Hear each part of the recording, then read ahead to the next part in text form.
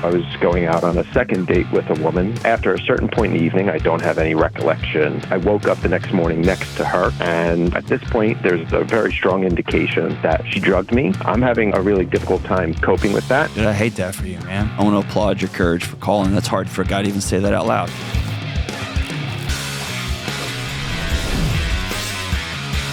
What up? What's going on? This is John with the Dr. John Delony Show. It's Halloween today. And for those of y'all who've been listening to the show for a long time, you know producer Kelly 1.0, she's got a terrifying costume on there in the booth. She came as an angry producer. Please, yeah, go ahead and finish that sentence. I'm waiting. As a beautiful elderly woman. That's how she came. And she looks amazing. I know you're going like as a scary person, but I think you look beautiful. Great. We'll talk after the show. All right, let's go to Princeton, New Jersey. Hey, Tony. What's up, Tony? Hey, Dr. John, thanks for having me on. I appreciate your time. You got it, brother. I'm glad you called, man. What's up?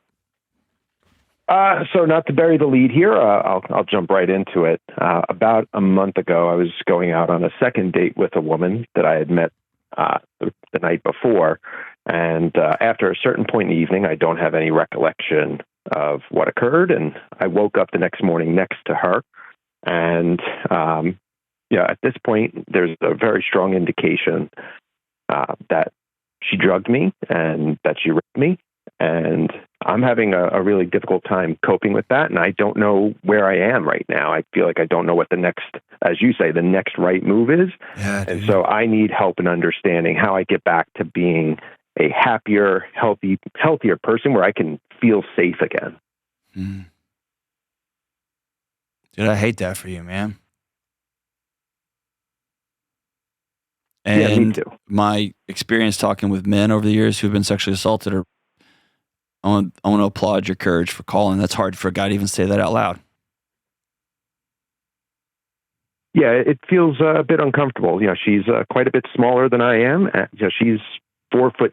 I'm 6 feet tall, 200 pounds, and it's very difficult to say that I lost control of myself and that you didn't. You had it stolen from you. Yeah, you didn't lose control of yourself, Tony. It's not like you drank 17 beers and lost control because of choices you made. You had your autonomy stolen from you. And even more than the autonomy, what I feel is my sense of safety and my ability to trust myself and my thoughts and anyone and anything around me. Yes, the definition of trauma is a disconnection from yourself. It severs the tie between you and what you know to be real and true.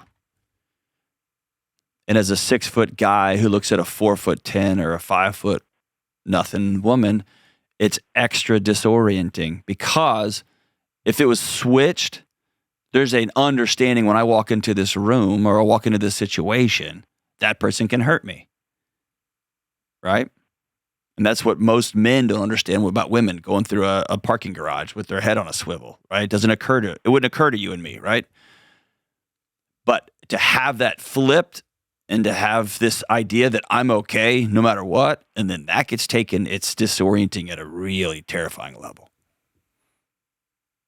Yeah, and I've been trying to talk with people about it, therapists and some friends, and I try to tell them I realize now I've never lived with fear in my whole life for anything. Right. And now I'm living with fear of everything. Yeah.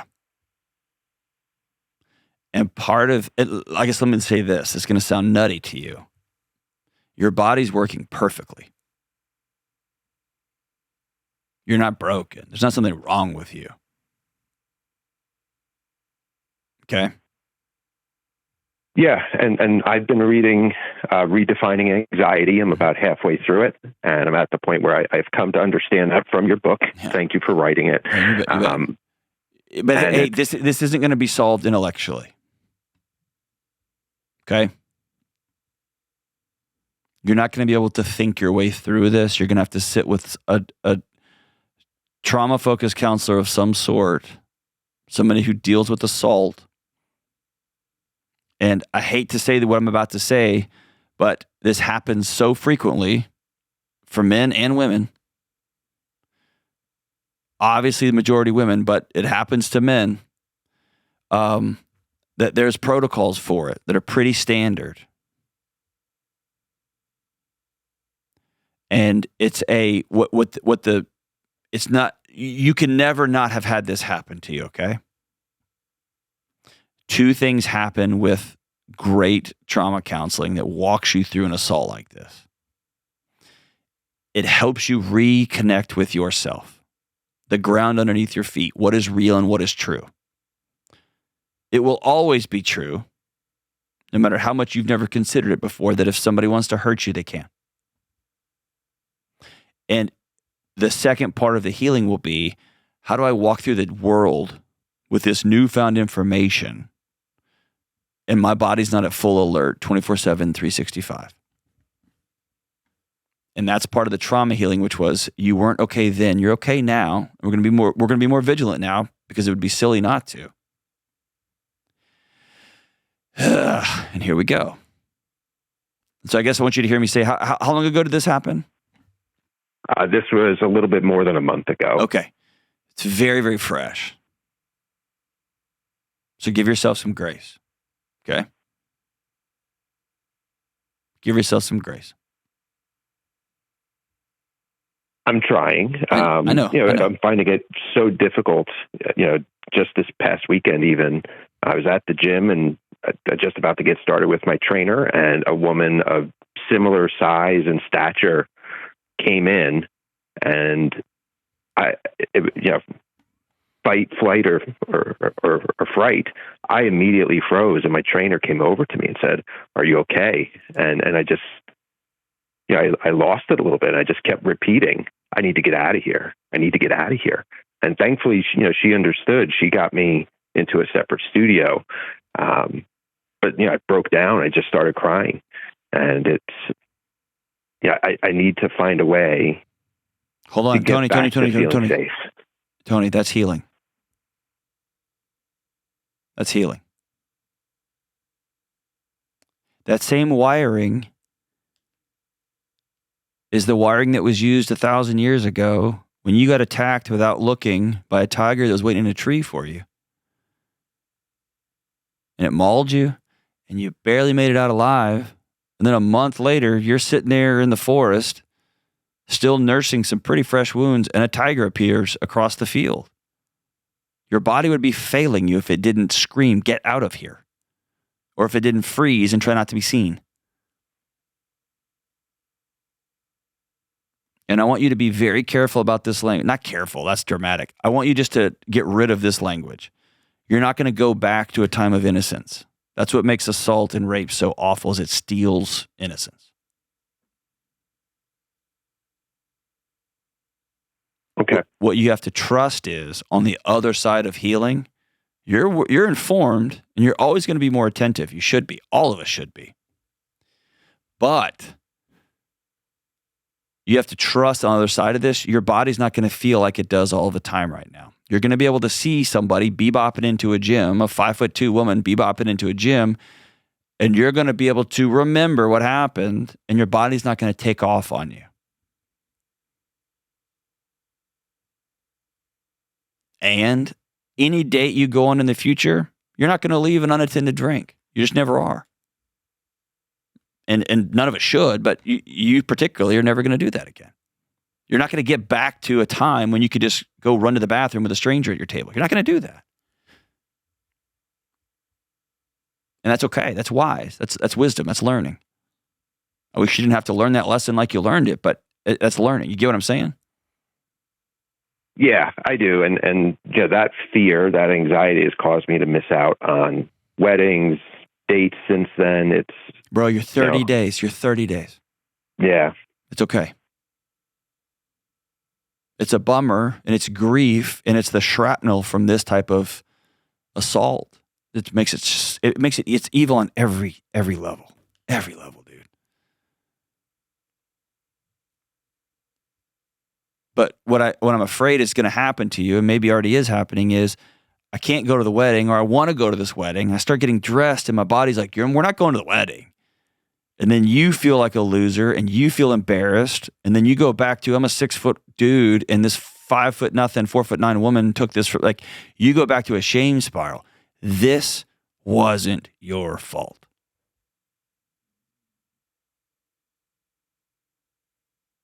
Okay. And so part of me understands that and recognizes that. And where I'm really struggling is, as I look back at the events and some of the things that unfolded, right, I feel like there were signs that normally I pick up on, and I'm having a very difficult time giving myself the grace like you were talking about before. And that's a large part of where I'm struggling. I don't know what the next right move is in order to start giving myself the grace and to start. I am working with a therapist. As of a couple of weeks ago, once I came to realize what actually happened and not what this woman told me had happened, I'm just. Trust is not an intellectual. I could feel some forward progress. Trust, dude. You're just 2 weeks in, man. The fact that you make this call tells me you're progressing. The fact that you can say the word rape and assault out loud tells me you are on a healing path.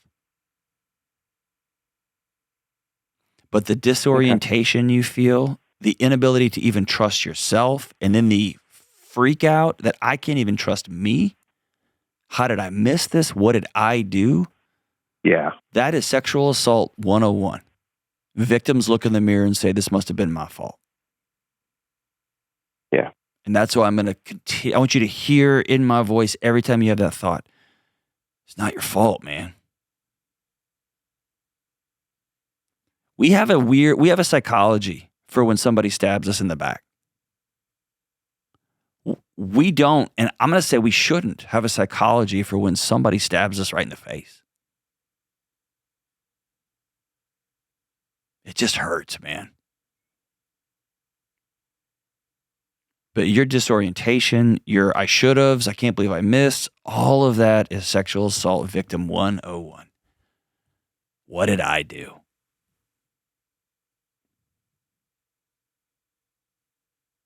It's not your fault. And hear me say, I cannot even tell you how proud of you I am that you're saying these things out loud, that you've gone to see a counselor, that you're walking directly through the embarrassment and the shame that most guys our size would feel like, oh, that's not supposed to happen to me. Right? You're walking right through it. But you're 2 weeks in, man. Yeah. If you keep on this path and not just going to a therapist, hopefully on just talking about it and talking about it and talking about it, but you're going to begin practicing these things. And here, by the way, here's what practice will look like over time. I'm going to learn some self-calming techniques, some breathing techniques, some movement, some tapping, some move my foot, some clenching of my calf muscle. I'm going to learn a few things that when my nervous system goes to go to fight or flight, I'm going to be able to go, no, we're here. We're here right now. We're here. I would tell you mine, but I don't want people taking what I do because my body does this too. I don't want to tell people what mine is because everybody's unique, and I don't want people to start trying the thing I'm doing. And then you're going to start practicing these things in micro little doses. I'm going to go out to a restaurant by myself. I'm going to order an appetizer. I'm going to order a Diet Coke, and I'm going to sit there. I'm going to drink it. I'm going to feel my body going to war on my behalf. And then I'm going to leave. I'm going to count that as a little win. It's a little win. I'm going to do it again. Or I'm going to get to the restaurant. My body's going to be like, nope, not today. We're not going in there. Cool, I'm out. Or I'm going to go with a close, trusted friend of mine. And I'll tell you, there is healing on the other side of this if you just keep walking. And you can't walk alone, and you can't intellectualize this. And what I mean by that is you're not going to be able to sit at home and be like, I need to trust myself, so just trust hard. That's just not how trust works. Trust is like confidence. It's something that you get through adversity and experience. And so you're back at square one. And it will move fast. The trust in yourself will move faster than you think it does. The trust in other people will take longer than you think it does.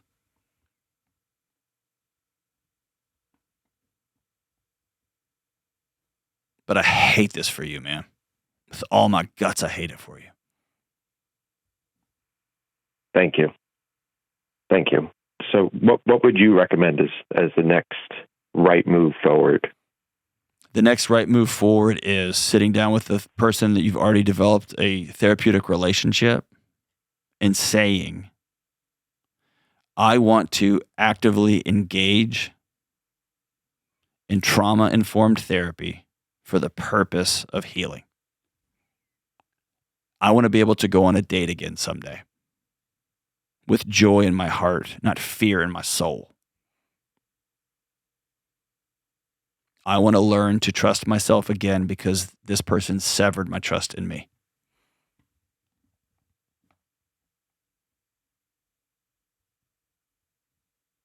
The other thing I would do is I would keep a journal with you at all times. I still keep one. It's in my bag right here underneath the desk that I'm sitting at.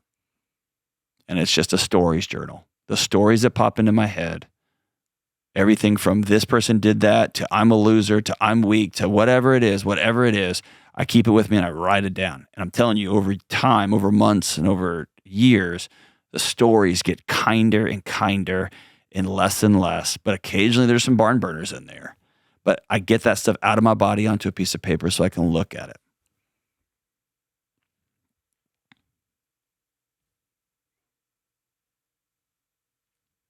There's not going to be a going back. There's going to be a going forward. Or there could be a standing still. I'm going to recommend going forward, but I'm also going to recommend going forward slowly. Because the world as you knew it, this world where you bebop through it and you go on dates and you meet people and you don't have a fear or care in the world, that world doesn't exist anymore. So let's honor that reality. Now we're going to rebuild something stronger, arguably more beautiful. We're going to rebuild a new world, a new life that's going to be wise and prudent, but also not fearful. And one that we trust ourselves and we begin to trust others, but we also trust others with wisdom and with care.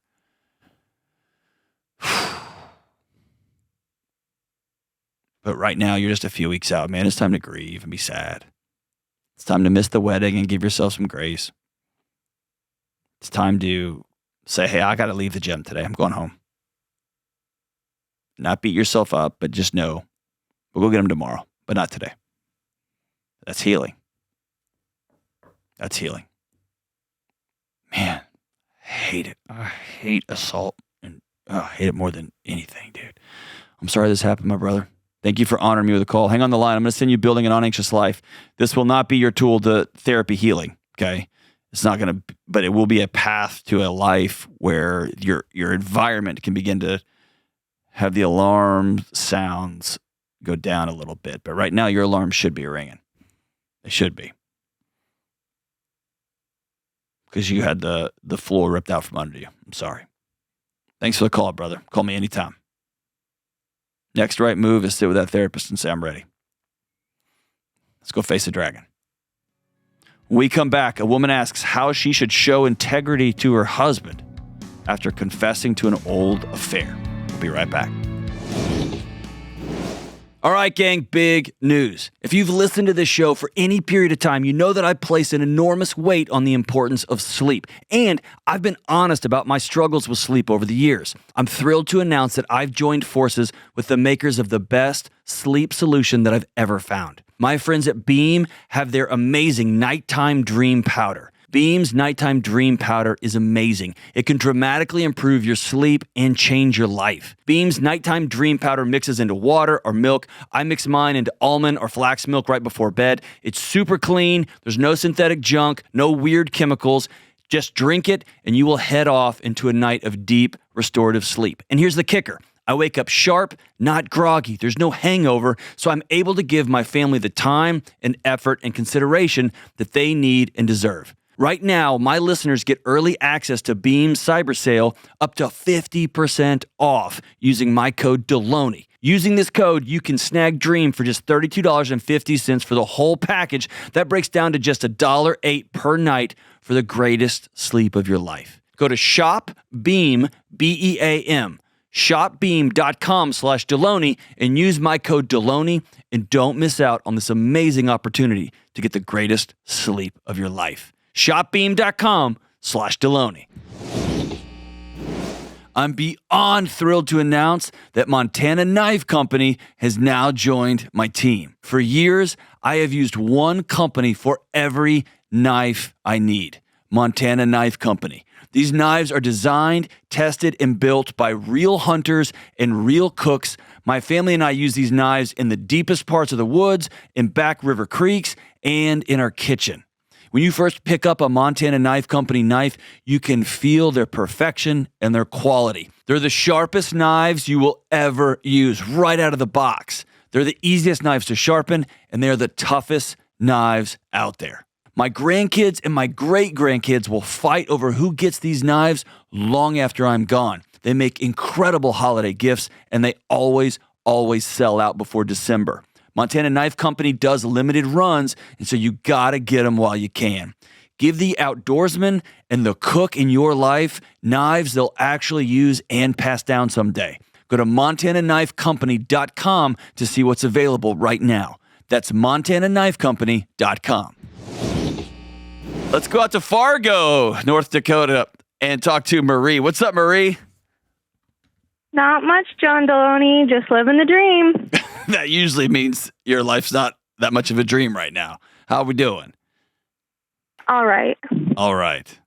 What's going on? How can I pull up a seat? Let's figure it out. What's going on? All right. So my question today is, how can I live with integrity after confessing to my husband that I had an affair 3.5 years ago? Tell me all about it. So we got married when we were 20, and he kind of became like a child once we got married, like stopped doing all the things that we did when we were dating. So I was kind of very lonely. He was in the military, so he would leave for deployments. And on one of the deployments when we moved, I was alone for a while, and I ended up getting into this wild affair with one of like my old friends from high school, and it lasted 2 years after he came back. I had a kid with my husband in between that time, and I decided that I didn't want to be with the guy that I was in an affair with, so I ended up breaking it off. And I told my husband that I had an emotional affair with him because I was really worried that he would become like physically violent and potentially go after the guy that I ended up having an affair with. So I just kind of kept it quiet. And 3.5 years later, my husband asked me last month, hey, was it actually an emotional affair? And I figured now was the best time to be clean and live with integrity. So I told him, and now it's just been trying to work through it. So I don't really know what to do, John. I got to say, I don't think you're living with integrity yet. Can I tell you why? I know it's hard to hear. I'm just telling you because I love you. I don't think you're there yet. Here's why. Your first question you asked me is, how do I live with integrity after an affair? And I asked you what happened. And the first 1, 2, 3, 4 things you told me about was something your husband did 4 years ago. Yeah. Living with integrity, the root word of integrity, it's integer, it's whole. I'm complete. And that wholeness and completeness for anybody starts with ownership. And so it starts with this idea, not that he started acting like a child and he stopped doing those things and then he went to serve our country and left me. And so then this thing just kind of happened. Ownership after infidelity is, I don't care what environment I was in, I chose to sleep and have sex with somebody else that I wasn't married to. Yeah. That's the root of the integrity you're seeking here. Disclosure can even be a vomiting. In fact, sometimes disclosure can be, I've been carrying around this weight inside my house. I'm a mother. I'm a wife. Everywhere we go, people slap my husband on the back and say, thank you for your service, whatever. And sometimes disclosure can be, I'm carrying this cinder block around. I'm throwing it at you. Here's what I did. You carry it now.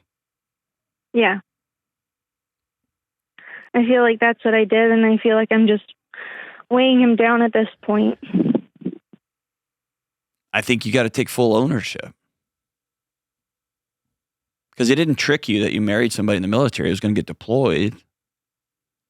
And I don't know anybody who doesn't get married and have things that were happening before they got married suddenly shift and change, regardless of gender, regardless of role or age. And that's part of being married, is figuring those things back out. Like, hey, we used to go on dates. Hey, we used to make out all the time. Hey, you used to not play video games so much, like whatever the things are. And we figure those things out together. Yeah. But I think integrity is you looking in the mirror at you and saying, I became somebody that I didn't want to be. Yeah.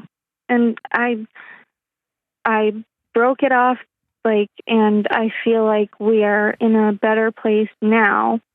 And now he tells me that he's going to be gone for another 3 months. And I'm worried that he is just going to be worrying about me and my kids, and if I'm going to do something again. He is, and he should. He is, and he's going to. I want to be able to, what can I do to show him that I have changed? I think the first place to start is not with the disclosure of an act. The first thing is to disclose is ownership. Okay. You know what? When we sat down and talked, I told you that when we got married, you stopped doing this and you stopped doing that and you started doing these things and then you left me. Mm-hmm. I need to take all that back. Here's the truth. I cheated on my husband. I looked you in the eye at some altar somewhere, some courthouse somewhere, and I said, till death do us part, and I violated that.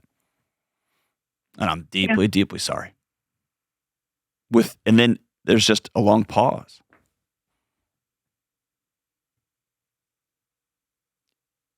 And I think taking the depth, right? And I think sometimes we can't go there because we don't.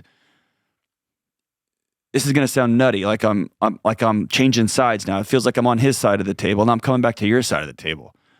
When any of us finds ourselves doing things, watching things, and I'm not talking about just like sex stuff. I'm talking about like scrolling social media, and there's crazy perspectives on things. They're just a little bit further away than what we normally thought. And we find ourselves going, and then we have to create a psychological bubble around ourselves that makes our actions okay.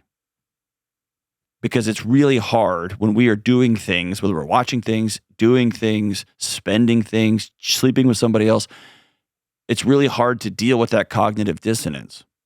So to remain the person that we can go to bed with ourselves, we create this bubble that's like, it's because of them and because of that and because of this, and it's just bursting that bubble and saying, nope, I became somebody that I'm really grossed out by. I became somebody that blamed and pointed fingers, and I'm not going to be that person anymore. Yeah. The next step there is opening your hands and saying, I'm all in on you. You said kids plural, so have y'all had another kid since then? Yeah. I want to be your wife. I want to be an amazing mother of your kids. And he gets to, as the guy who got cheated on, gets to create the path and say, this is what it's going to take for me to trust you again. Are you in? And that might mean, I've seen things like no phones. I've seen things like, I want one of those apps that lets me see who you're texting. I want all your passwords. I want us to share a checking account. I've seen all kinds of things. And then you get to decide, do I want to be married to this guy? Yeah.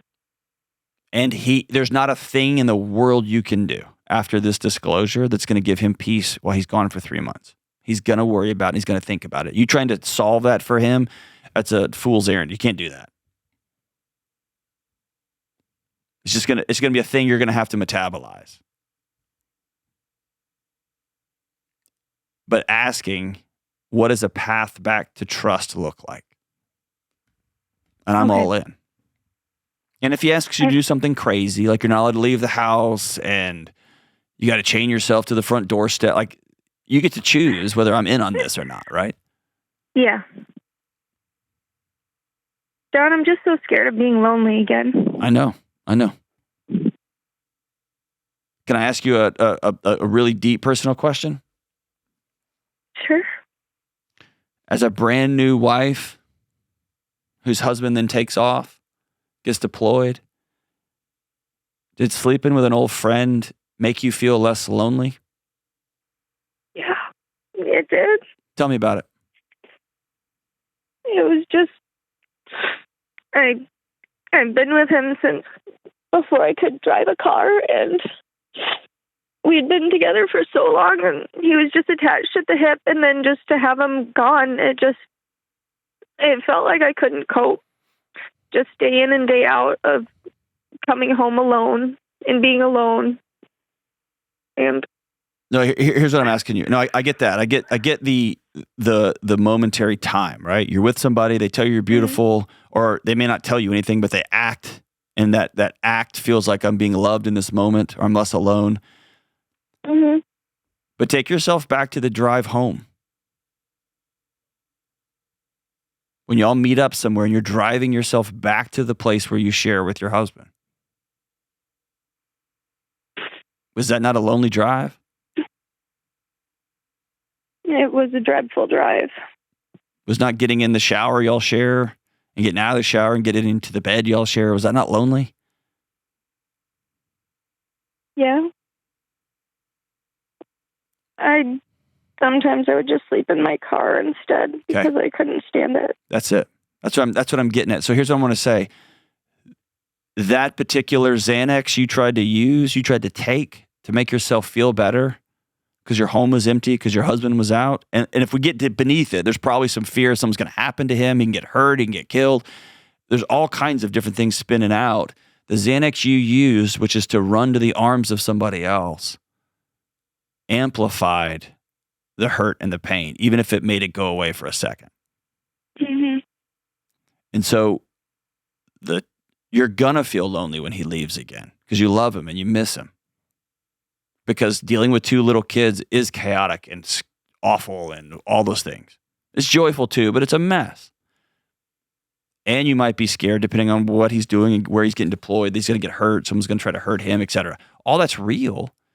It's saying, okay, what is an effective, not Band-Aid, but what's an effective way to do life with this man that I chose to marry, and that man I chose to marry gets deployed a lot.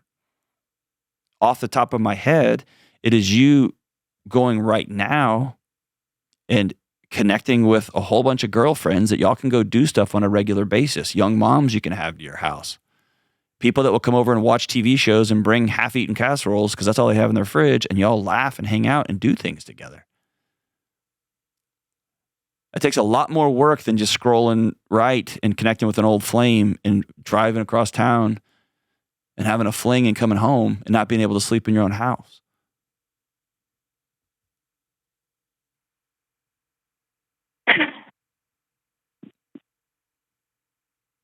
I'll try. Do you want to be married to him? I don't know, John. Okay. You need to answer that question. All along this call, that's been nagging at me. I want my kids to have a happy family. That's not the answer.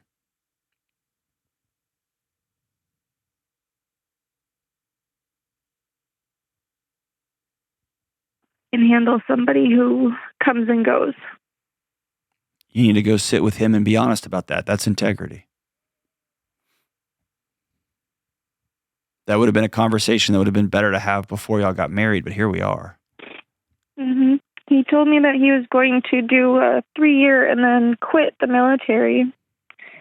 So I thought I could handle it for 3 years, and then every single time he re-ups, and I always have no opinion on the matter, even though I tell him that I see why he re-ups, and we see the money and we see the benefits of military, and I still don't want him to do it, and it's not my decision. Well, and that's him living with integrity.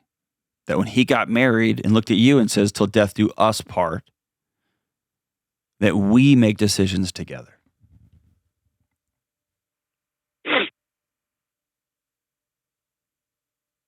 And there's an integrity there too about, I thought we had a deal, and every year I'm sobbing and you go violate what I thought was a pretty firm commitment that we made to each other. Doesn't excuse my actions in any way, shape, form, or fashion, but it provides a context for neither of us trust each other right now. Yeah. And I'm not saying he doesn't need to re-up every time, but I am saying if you get married, you sit down with your spouse and you say, what are we going to do in this upcoming season? Who are we going to be?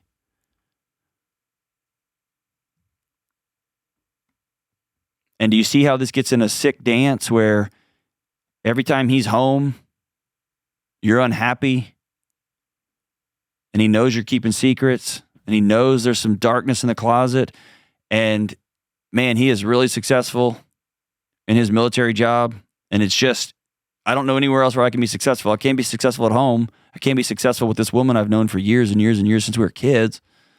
I can be successful over here. I'm going to pull that lever because at least I can provide for my family. I get that dance, and then he goes and pulls the lever, and that makes you more uncomfortable and more upset and more sad and more, I don't like my life. I don't like what I'm doing. I don't have an outlet. And it just gets in this dance. You've heard me say this once. You've heard me say this 10,000 times on the show. Somebody's got to turn the lights on and turn the music off of this marriage and just exhale and say, okay, here we are. But your first question to me is, how do I be a person of integrity after an affair, especially one I've lied about for years and years? It is exhaling and becoming whole. Taking full ownership of your actions and then saying, how can I reestablish trust with you? And being a person of integrity is I'm going to keep no more secrets. And so another secret is I've lost trust in you, and I don't know if I can do this marriage anymore. And then at some point, he might have to choose between re-upping again or this marriage he's committed to. If that becomes your or what moment. I can't make any of these decisions for you. I'm just laying these things out on the table that are already on the table. Y'all just don't want to talk about them. And then you owe it to yourself, to your children, to your husband, to your life to go sit with somebody and ask, why when I look in the mirror am I so ashamed and so grossed out and so in love with the person I see? Because that story's a lie. It's not true. I'm grateful for the call, sister. You call me anytime and I'll pull up a seat and sit with you. But I think it starts with you sitting with your husband, and 30 days after you kind of put it all out there. And by the way, if there's anything else you haven't told him, all of that needs to be on the table. But say, hey, I want to run back that first time I told you. I want to run it all the way back. And I'm going to start over with me taking full ownership of me. And if he's a man of character, hopefully he'll take ownership of him. And then we can move forward with the hard conversations that need to be had. All right, sister, thank you for the call. You call me anytime and I'll be here. We'll be right back. We talk a lot on this show about boundaries, emotional, relational, financial boundaries, but there's one boundary that almost nobody talks about: the boundaries around your digital life. Right now, your personal information, things like your phone number, your address, even where your kids go to school, that kind of information is sitting on countless gnarly websites that you've never heard of. You didn't give them permission to have that information, but it's out there. And let's be honest, it's not just annoying or frustrating, it's violating. That constant exposure creates anxiety that just hums in the background of your life, always wondering who has what about you. Something always feels off. And that's why I use Delete Me. Delete Me goes after the data brokers and people finder sites that collect and resell your information. They track down your info, they remove it, and every few months, Delete Me will send you a report showing you exactly what they've done for you. Taking control of your digital life is about boundaries, and boundaries are about peace. Go to joindeleteme.com/Delony and use code Delony to get 20% off. That's join, Join, joindeleteme.com/Delony to save 20% off. All right, Grand Rapids, Michigan. Let's talk to Rachel. What's up, Rachel? Hi, Dr. John. Thanks for taking my call. You got it. What's up? So my question today is, how can I be a supportive co-parent when the morals, values, and beliefs are completely different between our households? Tell me about it. So I think ultimately it comes down to the three big differences are religion, money, and discipline. Those three little old things. That's it? Yeah. Yeah, those are the big ones at least, right? Wow. Yeah. So little backstory. We've been divorced for about 3 years. I have since remarried. And ever since I remarried, ex-husband does not like how we run our house.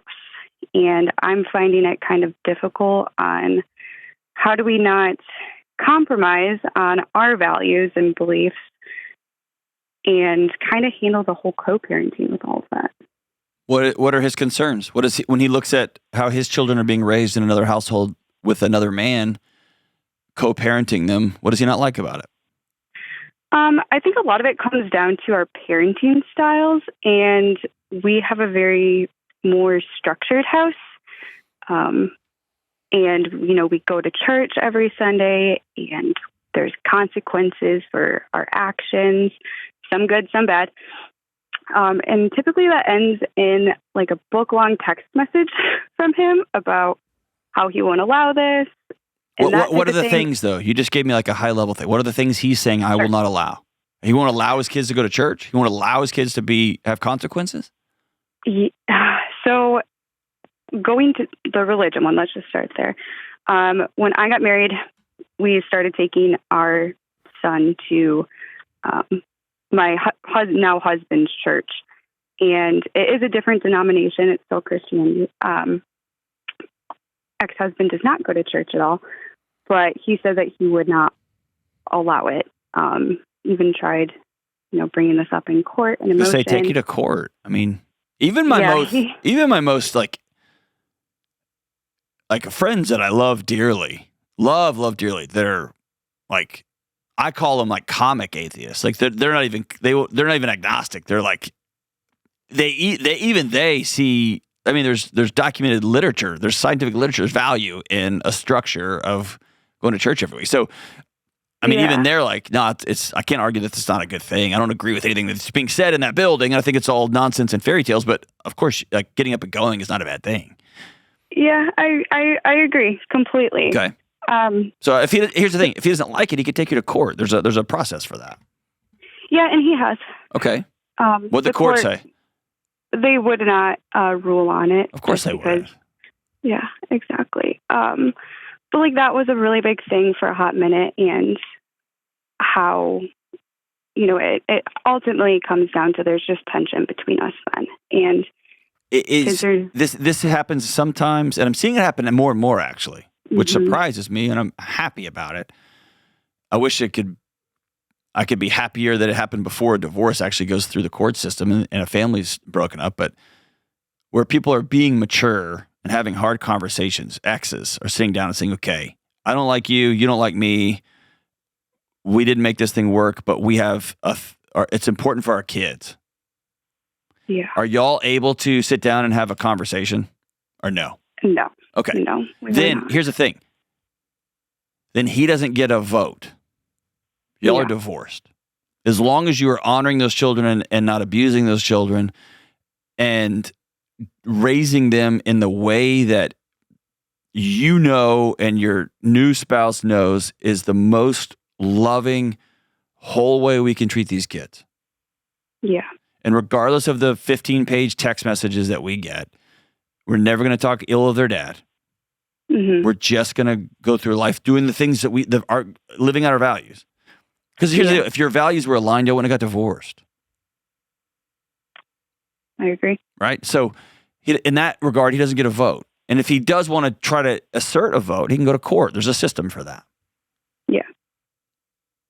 My question for you is, if y'all can't sit down and have a conversation like adults, and one or both of you is going to choose to lob grenades back and forth via text message. Mhm. Why is that still bothering you? You've married somebody else. You have a new husband. You've moved on.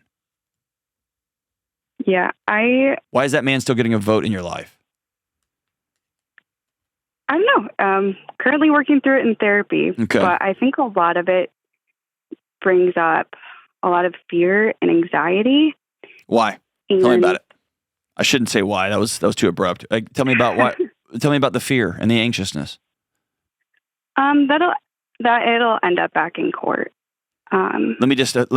So fear is a thing. I'm worried the thing is going to happen.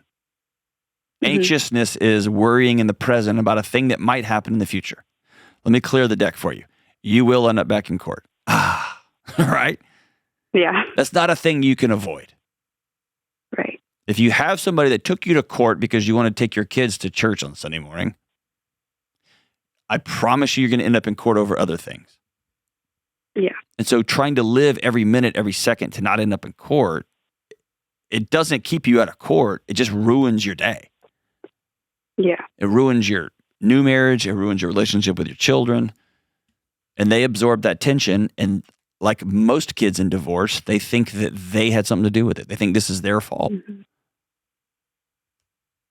Yeah, we do our best, to make sure that he knows that he's loved, and we don't talk about it unless he has a question. And even then, we keep it very neutral and vague in our house.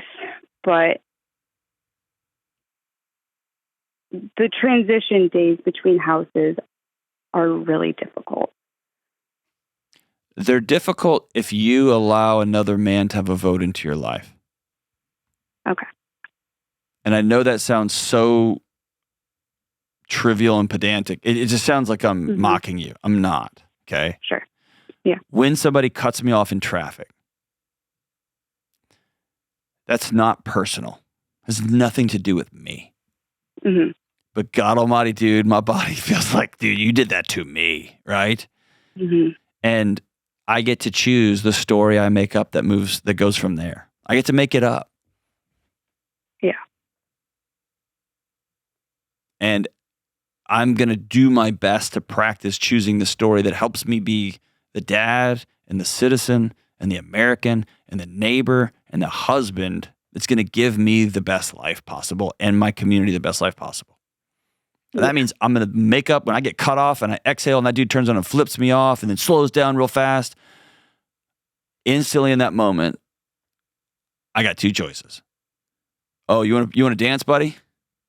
You want to pull over on the side of the road? I'm happy to oblige. Mm-hmm. That can be one story, or the other story is I can slow down too. I can nod. I can say my bad, even if it wasn't my bad. Hmm. I can go on about my life. Because I promise you this, I have a better life than that person does. I guarantee you I do. I guarantee it. I remember somebody asked Jocko, the famous Navy SEAL. You know who that guy is? He's like a world-class, world-renowned jiu-jitsu player, the tough guy, right? And somebody asked him, like, hey, what happens if somebody steps to you in a bar? And he's like, I'd probably reach over and buy him a beer and then go find another place to hang out with my friends. And they're like, you would just leave and let him dishonor you? And he's like, why is that dishonoring me? I clearly have a better life than that guy does. Right. Yeah. I don't have anything to prove to you. I'm wondering if deep down there is still a conversation you are asking yourself, which is why wasn't I good enough for that marriage the first time? I don't really know if that's maybe. Or what is it about you? I don't know. I'm fishing. You're throwing stuff at the wall. I guess at the end of the day, here's the deal. Let's just be real practical here. I know sometimes I talk too high level. Give me an example of a bad drop off, and let's just run it back. Yeah. It was about Christmas time, I believe. And Okay, that was what, 8 months ago? yeah, something like that. That's hold on. That's still like burrowing into your nervous system? Yeah. How many drop offs have y'all had since then? We typically do like transitions at school hours. So, but you've had multiple. You've had dozens of drop-offs, right? Yes. Okay. Why is this one on a data trend? I'm making up a number. If you have 100 good drop-offs and one ugly one 9 months ago, why is that one ugly one still ruining your day now in Halloween? He just started yelling at me in front of the kid, our son, and what was he yelling about?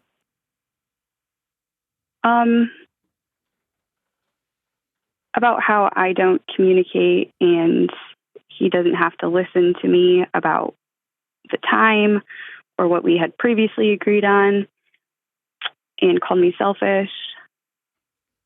And I just said, I'm not doing this conversation here in front of our kid. Okay. And I got in the car and left after that, but it was just completely unwarranted. And I have a very selfless job, and so it always kind of hits home. Sure. When they use those words. So I'm going to do something that sounds nutty, okay? Okay. And feel free to be mad at me. This isn't exercise. This isn't truth, okay? Okay. I'm going to put myself in his shoes. Yep. This woman I married and made this amazing, beautiful kid with, she's moved on. She's with another guy now. And around Christmas time, I only get to see my kid this much time. And somewhere buried in y'all's relationship was a good Christmas. Somewhere. And there's a realization this is going to be the rest of my freaking life. And I see this woman that I have not been able to be reflective enough like I should. And I just see her and I throw all this at her. Yeah. The next 16 years of me only being able to see my kid on the holidays on a few days. And I act like a child. I just blow it. Yeah. I just like that our son doesn't need to see that. No, you're 100. I'm not excusing a thing he did. Yeah. Okay? Yeah. Okay. I'm just trying to get you into your car to shut the door and to exhale. Yeah. And not find sympathy, but find a context. This is not about me. Yeah. Okay. It's about a dad who's sad he can't see his son. Yeah. And once 9 months ago, he blew up. And by the way, the court would differ with some of the things he said. It's true. He doesn't have to listen to you. He doesn't, actually. Yeah. But the court's going to decide the time, and the court's going to decide the drop-off. So he does. And that's a guy screaming at him in frustration. I get it. And here's the thing. I'm not excusing what he did. Yeah. I'm trying to give you some healing paths so that 9 months later, every drop-off, you don't grip the steering wheel extra tight. Yeah. Because your child's the one's absorbing all that. Yeah. It's an exhaling and dropping my shoulders and thinking, that guy said he didn't get to see his son very often. And he doesn't get to yell and scream at you. And if you need to go back to court, go back to court. I'm not saying let him be abusive or anything, nothing like that. Yeah. I'm just trying to say you choosing to be fearful and frustrated by a guy that won't talk to you, won't communicate with you, won't have breakfast with you on behalf of your son, won't do any of these things. How is he still impacting your day at this level? And that at some point is like this idea, like you don't get a vote. You don't get a vote anymore. And as your son gets older, make no mistake, he's probably going to be the cool dad. He's going to be the cool dad. And you're going to constantly have to say, yeah, dad doesn't believe in going to church. Oh, I think church is stupid. Dad says we don't have to go. I can't believe you make me go. I get that. As for our house, it's what we do on Sundays. It's where we go. And my hope is y'all go to a church where your son will find peace, will find acceptance, will find people with wide open doors saying, I don't care who you are, come on in. And his nervous system will tell him a different story over time. If y'all go to a hateful, angry, frustrating church, your kid's going to have that message reiterated by his dad. Be like, that's not a place for you. And he'd be like, yeah, I get that. So hopefully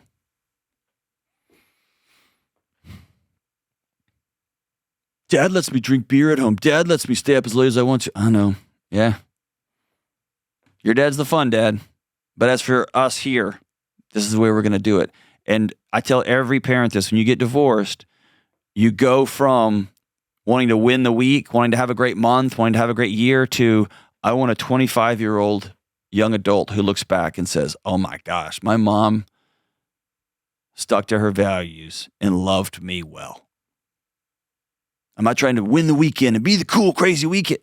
I'm going to, when you're 25, when you're 30, I want you to look back and say, I've got high respect for how my mom navigated that madness, how my stepdad kept showing up. And he married you, by the way. He married into married a woman with a young son with a non-cooperative co-parent. He opted into that, so he's going to have some extra thick skin. And I just got hope and prayer for frustrated, sad, maybe acting immature dad, that he'll come around and be like, hey, the best thing for my son is we play by the same rules. Probably not, but maybe. But the refrain I keep in my mind often is when somebody does something to me, somebody I've cared about in the past, somebody a stranger I don't know is, somebody bombs me on direct message, tells me I'm a this or that, I just exhale and say, they don't get a vote. My wife does. My close friends and family do. They don't get a vote. I'm not going to let somebody else walk into my living room and ruin my day, piss on my furniture without my permission. Whew. And I hate it for you, Rachel. Divorce sucks. And after divorce, adults that can't sit down at a table, that's the worst too. All right, sister, thank you for the call. You call me anytime and I'll be here. We'll be right back. This show is sponsored by BetterHelp. All right, this time of year can be tough for all of us. So I want you to make sure that you check on your friends, check on your loved ones, and reconnect with people that maybe you haven't talked to in a while. I recently called one of my childhood friends just to say, hey, I'm thinking about you. How are you doing? And we ended up having a great conversation that was hard, but we also laughed a little bit too. And just like it can take a little bit of courage to send that message or grab coffee with somebody that you haven't seen in a while, reaching out for therapy, reaching out to somebody who can sit with you and hold space for heavy, hard conversations, that can feel hard too, but it's worth it. If you want to try therapy, call my friends at BetterHelp. With over 30,000 therapists, they're the largest online therapy provider in the world. They've served over 5 million people globally, and they have an average rating of 4.9 stars out of 5. It's totally online, so it's easy to fit into your schedule. To get started, you just answer a few simple questions, and they'll connect you with a licensed therapist who will fit your needs. And if it's not the right fit, you can switch at any time for no extra cost. This month, don't wait to reach out. Whether you're checking in on a friend, checking in on a family member, or reaching out for a therapist, BetterHelp makes it easier to take that first step. Visit BetterHelp.com/Delony to get 10% off your first month. That's BetterHelp, HELP.com/Delony. All right, Kelly, we're back. Am I the problem or are you? Am I the problem for asking my brother to not bring his wife to family events? She was caught. Yes. Go ahead. She was caught cheating on him for the 4th time. Okay, maybe not. See? Gotta let me finish the story. He needs to not. Okay, all right. And my sister and I are just done with her and the pain that she's causing our family. He turns it back on us, accusing us of not being Christian and having loving and forgiving responses. Except he expects us to make overtures to her like phone calls or conversations when they are in town visiting our parents. It is stressful to our parents, but they want to maintain a relationship with him and the kids at any cost. Their kids are 15 and 10 and are very aware of what is happening. And while upset with their mom, they don't really understand the dynamics of how it affects everyone. So should we just let him make his own bed and keep the peace and just keep with the status quo?